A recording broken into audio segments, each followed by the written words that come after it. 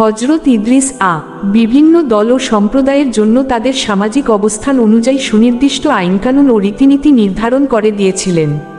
তিনি সমগ্র ভূখণ্ডকে 4 ভাগে বিভক্ত করেন এবং প্রতি ভাগের জন্য একজন করে গভর্নর বা শাসক নিযুক্ত করেন, যারা ছিলেন নিজ নিজ অঞ্চলের শাসন ও নিরাপত্তার দায়িত্বে নিয়োজিত।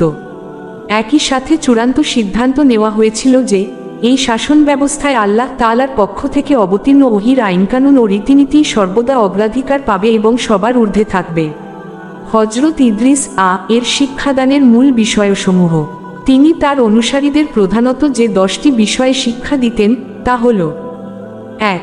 আল্লাহ তাআলার অস্তিত্ব ও একাত্মবাদের ওপর পূর্ণ ঈমান আনা। 2. একমাত্র বিশ্বস্রষ্টা আল্লাহ পাকের ইবাদত উপাসনা করা। 3. পরকালের কঠিন আযাব থেকে মুক্তি পাওয়ার উদ্দেশ্যে সৎ ও নেক আমল করা। 4. দুনিয়ার প্রতি অতিরিক্ত মোহ বা আসক্তি ত্যাগ করে বিমুক্তা অবলম্বন করা। 5. যাবতীয় কাজে সর্বদা ইনসাফ ও ন্যায়ের মানদণ্ড সমুন্নত রাখা। 6. আল্লাহ তাআলার নির্ধারিত নিয়ম অনুযায়ী তার ইবাদত সম্পন্ন করা। 7. আইয়ামে বীজ অর্থাৎ প্রত্যেক চন্দ্র মাসের 14, 15 ও 16 তারিখে রোজা রাখা। 8. ইসলামের শত্রুদের বিরুদ্ধে জিহাদ করা। 9. নিয়মিত যাকাত আদায় করা এবং সর্বদা পাক পবিত্র থাকা। 10. শূকর, কুকুর এবং সব ধরনের মাদক বা নেশাজাতীয় দ্রব্য থেকে দূরে থাকা। আল্লাহ তাআলা যখন হযরত ইদ্রিস কে পৃথিবীর খলিফা ও অধিপতি হিসেবে মনোনীত করলেন, তখন তিনি মহান আল্লাহর বান্দাদের জ্ঞান, ইলম ও কর্মের আমল ওপর ভিত্তি করে 3টি শ্রেণীতে বিভক্ত করেন।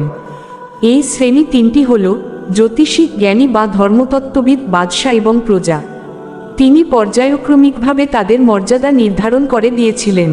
প্রথম স্তর জ্যোতিষী, জ্ঞানী, তাদের মর্যাদা ছিল সবার ঊর্ধ্বে, কারণ তাদের আল্লাহর দরবারে শুধু নিজের জন্য নয়, বরং বাদশাহ ও প্রজাদের কর্মকাণ্ডের ব্যাপারেও জবাবদিহি করতে হতো। দ্বিতীয় স্তর বাদশাহ, মর্যাদার দিক থেকে দ্বিতীয় অবস্থানে ছিলেন শাসকেরা। তাদের নিজের আচরণের পাশাপাশি রাষ্ট্র পরিচালনার যাবতীয় বিষয়ের জন্য আল্লাহর কাছে জবাবদিহি করতে হতো। তৃতীয় স্তর প্রজা, সাধারণ জনগণ বা প্রজারা ছিলেন তৃতীয় স্তরে।